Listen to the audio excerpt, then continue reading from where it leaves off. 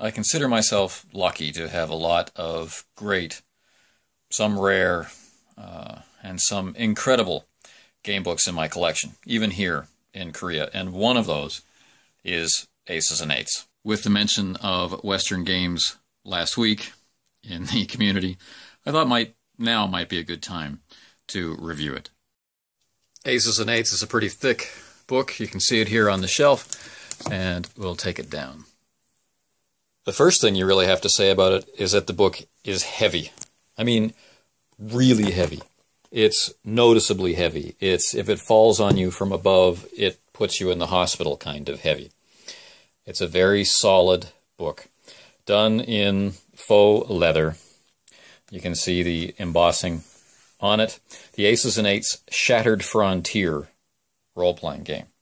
Now, the Shattered Frontier is the incorporated campaign.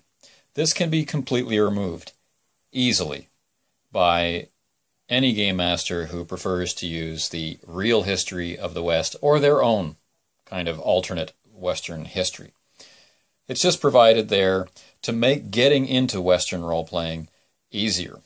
And one of the primary reasons for this is that our conception of the Old West actually takes place in such a short period of actual history. There's not a lot of room for game masters to get creative.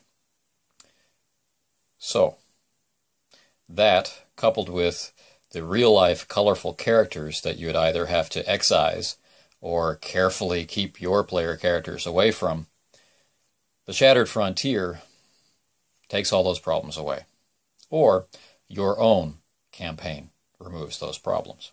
Many people got into the idea of Aces and Eights because of one of its most innovative characteristics, and that is the use of what's called the shot clock. There's a shot clock and a shotgun clock. Now, opening it up, I'll pull them out. You see that these are transparencies. So we have the shotgun clock, we have the shot clock. Okay. I have a couple of shot clocks. So, the way that this works is, you'll notice that it's marked with the suits from playing cards. And this overlay is put on a silhouette, and I'll show you that right now. So this is the standard silhouette, maybe from your gunfight at high noon. And you, as the player, decide where you want to hit. For example, you might go for a shot to the head, or a shot to the torso, or you'd like to shoot him in the gun hand, or in the gun. Whatever. So, well, let's move it from there. Wherever the center is, that's where you want to hit. So let's say I'm shooting for the heart. Okay, well, let's be really technical and say I'm shooting for the heart. There.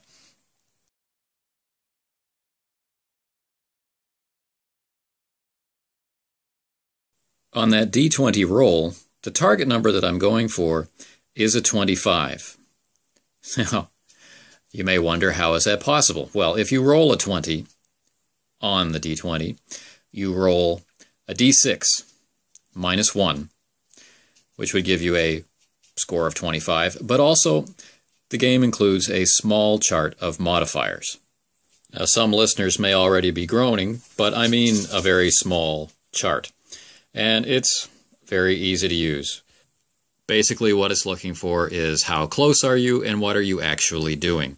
So the closer you are, the bigger the positive modifier that you would get, which, if you're very, very close, it might be a +8. All right? So that 25 is looking more and more possible. The farther away from you are, or if you're trying to fire two weapons at the same time, or if you're in motion, I mean, common sense dictates that there will be some modifiers here. Now again, if you roll a natural 20, you roll a d6 and a -1. So you'll be getting 0 to 5 on that roll. Now, not getting a 25 doesn't mean you miss. You'll note that the shot clock has an ascending or descending sequence of numbers from the bullseye. So 25 is the bullseye, and then it goes down until you actually miss past the outer ring. But of course, you'll notice that the silhouette is inside some rings and not others. But look again at the card symbols, the card suit symbols. If I score a 24 or less, there's a possibility that I might hit. And how I determine where I hit is by drawing a card out of the deck. Now, if I were to draw a spade, and if I had rolled an 18, I would be hitting in this ring. And if I had drawn a diamond and had drawn an 18, I would be hitting here. And if I had drawn a club, I would be hitting here, and so on. If I'd drawn a heart with an 18, I'd miss. In actual practice, this is confusing maybe for the first gunfight or the first 2 gunfights if there's a lot of time that runs between them. But other than that, it's really, really fast. You roll a d20, add your modifier. If you get 24 or less, you draw a card, and that card tells you where you hit. Your number plus the card value tells you where you hit. So looking closely around the edge, we have the ace, right, of diamonds. 2, 3, 4, 5, 6, 7, 8, 9, 10, jack, queen, king. So if I roll that 18 and I have a diamond and I've pulled out the 9 of diamonds, then I'm hitting him here.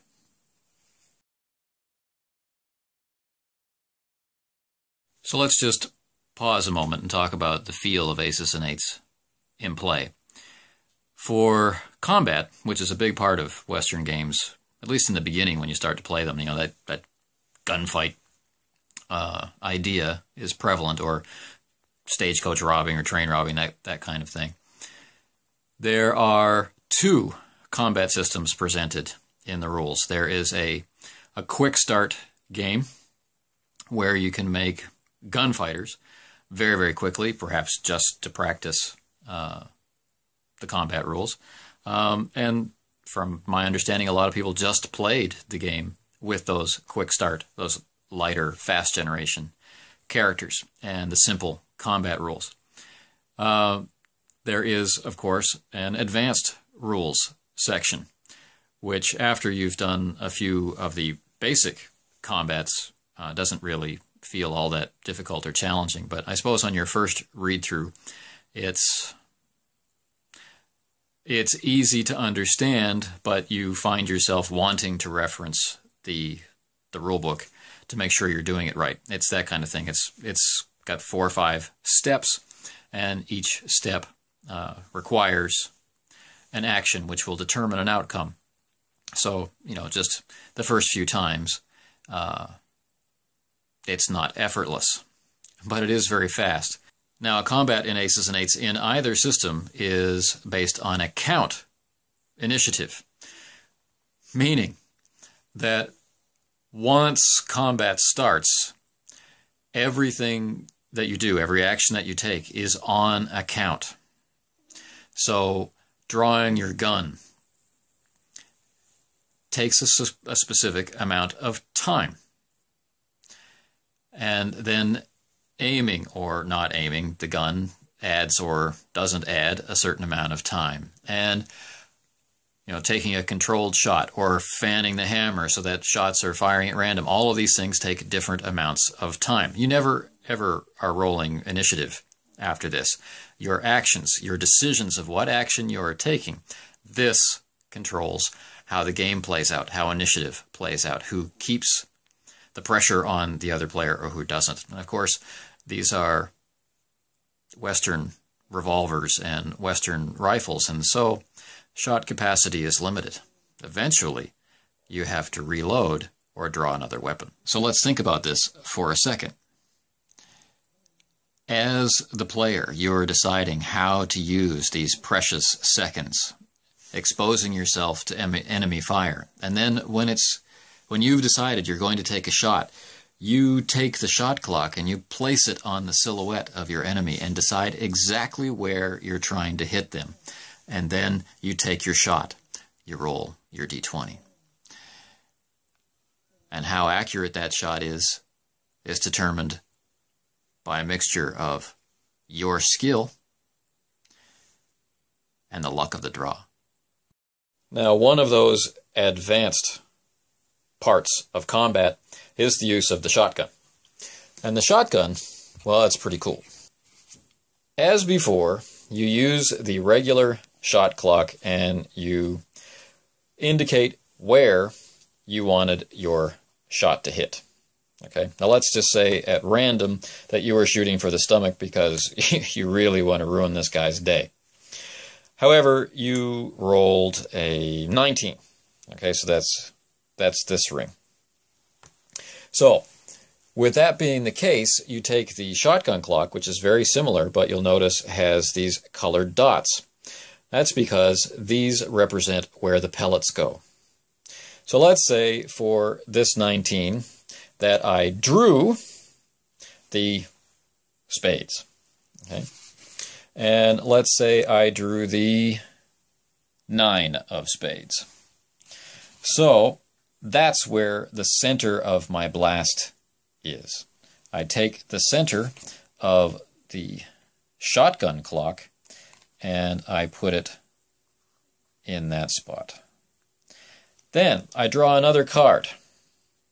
That other card will indicate which direction I'm going to rotate the shotgun clock. Okay. So let's say, just for fun, that I get the ace or the 2 of diamonds. Okay, so the 2 of diamonds is going to be straight up and down around this point. So the 2 of diamonds is now straight up and down. Okay, and where my pellets hit is indicated by the color dots on the body. Getting in closer, we see that there are a lot of different colors. You can also see that the colors are written on the shotgun clock, as well as the ranges. So what you are doing is you know the range from which you shot, and that indicates how many of the pellets are likely to hit, meaning it gives you the idea of what number of pellets. So if you were within just a few feet, then all the pellets are going to hit. Then the next range out is all the black pellets. The next range out is the red and blue pellets. And then the red and green pellets. And then finally the red and purple pellets. Okay. So let's say that we were at the 20-foot range. That would give us, right, the black pellets, and every black pellet on, that falls within the target's silhouette, well, that's damage.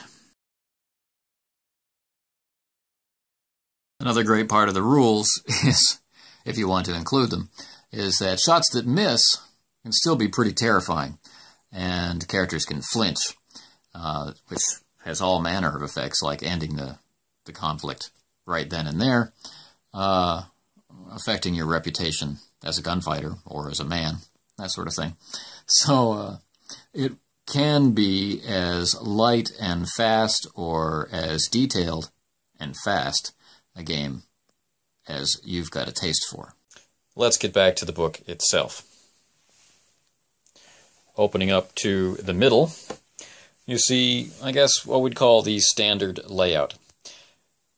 The text is a decent size and widely spaced, and it has a lot of this style of art through it, as well as authentic photographs and period paintings. Game Master notes are set aside in these slightly different colored boxes. This one has the great title of Let Common Sense Prevail. Most people that I've shown the book to in person have used words like stunning to describe what it's like to open it up and see things like this. Now there is a lot of text to cover, but it all is written in kind of a jovial and period style, and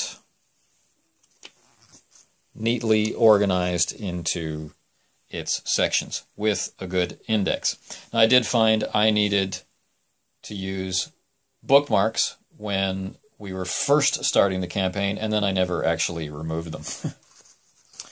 So, the book is, all by itself, gorgeous. It's one of those things that you can have on your shelf and be happy about it being there. It's a highly organized presentation of rules, which guides you through knowing nothing about play and moves you gently into an advanced level of play with a lot of simple systems which carry an awful lot of realism or allow for a great deal of detail simulation at the table. You don't have to go that far if you don't want to. If you want to, the game can support you. Now, one of the really cool things about how Aces and Eights was put together is to recognize that the Old West was about a lot more than gunfights. It was about cattle and trains and prospecting and gambling and disease and getting married and changing occupations because the one you're in dried up, moving from one town to another, towns growing up overnight and dying overnight, that kind of thing. And all of this detail is in here. The idea of your characters being in a saloon playing poker is not just you guys sitting around the table with some dice imagining playing poker. No, the game actually supports a way for you to play poker according to the rules of poker, but being able to play it like your character would. If your character's a cheat, there's a very, very simple system to incorporate cheating and noticing if someone's cheating in the game while you and your fellow players just play poker, or Faro, or a number of other games from the period. Of course, there is gear. For most people in a Western game, that means guns. And this game has lots and lots of guns with very simple stats that are very, very easy to use and adds a lot of character. There's also details about your horse, details about where you live, details about damn near everything. Campaigns that take you from being a tenderfoot from back east through a variety of occupations and challenges and risks and to whatever level you happen to achieve. There is warfare. There is starting a business. There is prospecting in mines. So much stuff all covered in such an easy way that provides incredible depth to the campaign. Is Aces and Eights for everyone? By no means. First of all, you have to want to set a game in the Old West. Is it possible to hack this or twist it to some other purpose? Sure. Is it quick to learn? Yes. Skills are basically percentile. Characters can be as simple or as detailed as you like, and I do mean incredibly detailed characters. And I guess that's the last point I want to make. If you are the type who's looking for a role-playing challenge or who's looking for that fun that comes from really discovering a character in play, the character creation system in Aces and Eights is one of those, which guides you through a blank character sheet into a fully formed individual who's ready to begin their journey in the West. And you will have so many ideas about this character by the time you reach the end of character creation, you won't believe it. That said, the game does move toward the heavy end for mechanics. There are mechanics for many, many things. Although it says, let common sense prevail, they can't plan for everything. They planned for almost everything. There's a lot of game here that you can learn if you choose. If you find yourself moving toward the lighter end of the scale where you want fewer and fewer mechanics to focus more and more on broad elements of story experience, this game might be, or might require more work than you're interested in investing. However, it's definitely worth taking a look. It is a real labor of love. Very few of these things come out in the industry for reasons of money and page count and other limitations like that. Not the least of which is the fear that no one else will share the love of what it is that you're trying to put out there. But Aces and Eights is the Western game. Supplements that I consider to be of note are few. There is quite a bit of support for the campaign setting, and I'm the type that wanted to create their own campaign, so maybe they were of less importance to me. But the ones that I bought, and bought again in print, were Showdown, which basically is like the Quick Start rules. It comes with a shot clock and the basic rules for combat and many of the advanced rules for combat. So it has its uses if you're not able to find or not willing to go in for the full set of rules. Also is the Shootist's Guide, which more than anything else is a list or a collection of silhouettes. All kinds of silhouettes. Mounted riders, looking up, looking down, animals. There's expanded rules for hunting and training horses and things like that. So it was definitely well worth the money. So Aces and Eights is complete in and of itself. If you have it, you do not need Showdown at all. If you're not sure about the game and wanted to start with Showdown, then it's nice to have more than one shot clock so you don't lose out there. Aces and Eights is produced by Kenzer Company. It's available in the usual places.